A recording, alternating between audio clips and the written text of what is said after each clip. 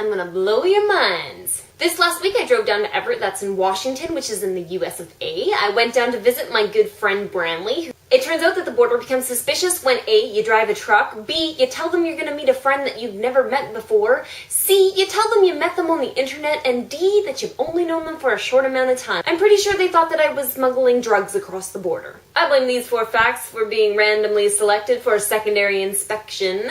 As I sat inside the border station waiting for the woman to finish searching my vehicle, I overheard some middle-aged hens on my left gripe over how the searches were absolutely ridiculous and how Canadians never did that to Americans. Ladies, sorry to break it to you, but they do. I totally understand how it's frustrating. You just want to get across the border and get your trip underway, but you're going to their country, so you gotta abide by the rules.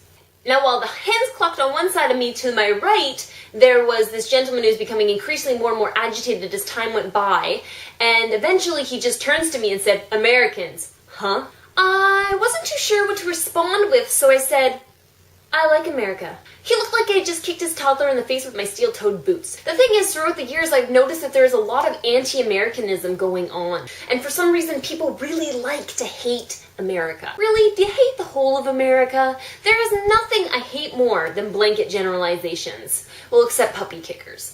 Puppy kickers deserve to be kicked. There are plenty of things to like about America. I have quite a few American friends, and they all have their teeth and can count to 100 without help. Sure, you can dislike aspects of the USA, like Sarah Palin, or their shit show of a healthcare system, or the Jersey Shore characters. I mean, hey, if you ask some Americans, they'd probably tell you that they don't like those things either. And the truth is, not all Americans are cussing, stupid, ignorant, trucker hat wearing, bush loving fatties. That's a stereotype. And as we all know, stereotypes can be way off base. So in honor of my trip down to Washington, I've donned my pro-American hat. Well, I don't really have a hat. And I compiled a list of 50 things we should love about America. 50 because there's 50 states. So here we go. There is the deliciousness that is red vines. John Waters, who delivered such classics as Pecker, Polyester, and Hairspray. Yellowstone National Park. It is easy to drive in America because they have such a fabulous highway system. I mean, 4 lanes. I mean, that's amazing. They have cheap gas comparatively. Up here, it's not so cheap. Threadless t-shirts, where you can get some awesome t-shirts by local artists. Aaron Peckham, without whom we would not have the Urban Dictionary, or my Urban Dictionary feature on this vlog. Boston accents. The Smithsonian Institute. James Franco, who is a stellar person and is quite the eye candy as well. Humphrey Bogart, who gave us Casablanca and the saying, "I think this is the beginning of a beautiful friendship." And without Bogey, we wouldn't have the term Rat Pack, and therein we would not have the Singers. And to go hand in hand with Frank and the boys, we have the Brat Pack, who was founded and created by filmmaker John Hughes, who hailed from New York City. Oh, New York City. I stood in Times Square. I walked the streets. It's a truly magnificent city, and in its heart, Central Park. 843 acres of awesomeness. HBO and YouTube, without which we wouldn't have vlogging, or the Vlogbrothers, or their awesome task force of nerd fighters. And let's not forget Twitter, which was developed in San Francisco, where there is the Golden Gate Bridge.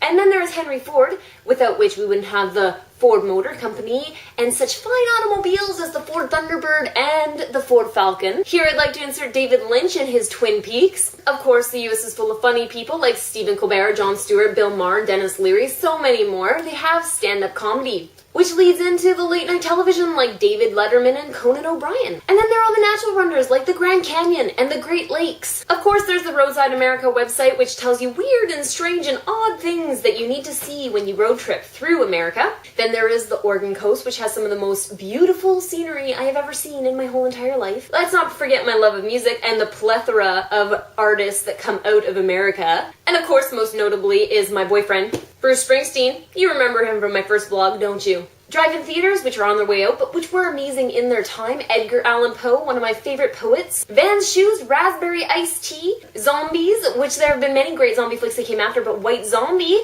was from the US in 1932. DC Comics and my favorite Batman, who was created by Bob Kane. Oh yeah, and Marvel. That Wolverine, he's quite a dish. Let's not forget the smell of the redwoods. Disney, the Oscars. Let us not forget Rosa Parks, Malcolm X, Martin Luther King, some of the most influential human rights activists in the world. And on the upside, there's Saturday Night Live. Some of the best comedians came off that show. And of course, Andy Samberg's digital shorts, Frankenberry, Blueberry, and Count Chocula. cereal. Mad Men. Everybody loves Mad Men. Does everybody love Mad Men? And then there is Trader Joe's, and we'll top this off with Scrabble. So there you have it, 50 things to love about them. So you can't just say you hate America, because a lot of great things have come out of that place. So on my trip down to Everett, which is only about 2-3 hours away, and I did mention that I met my friend Branley. He has contributed to the weird crap around my house because he gave me this pig. This is a tiny blue pig, and I've called him Porker. First and foremost is my fabulous find. That's alliteration. While I was down there, we went shopping a little bit in the mall there, and I found this bumper sticker. It's actually a magnet, and it says, "I love zombies."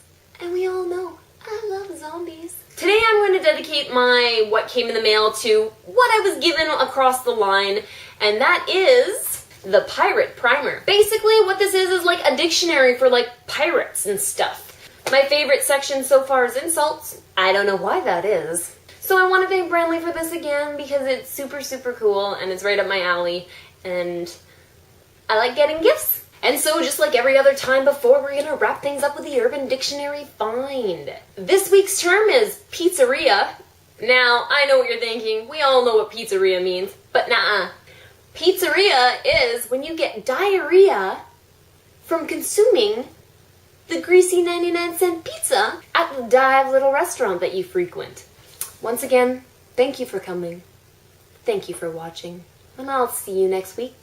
For that girl Tyson. General quarters, all hands man your battle stations, all hands man your battle stations. Here's the mothership in all its glory.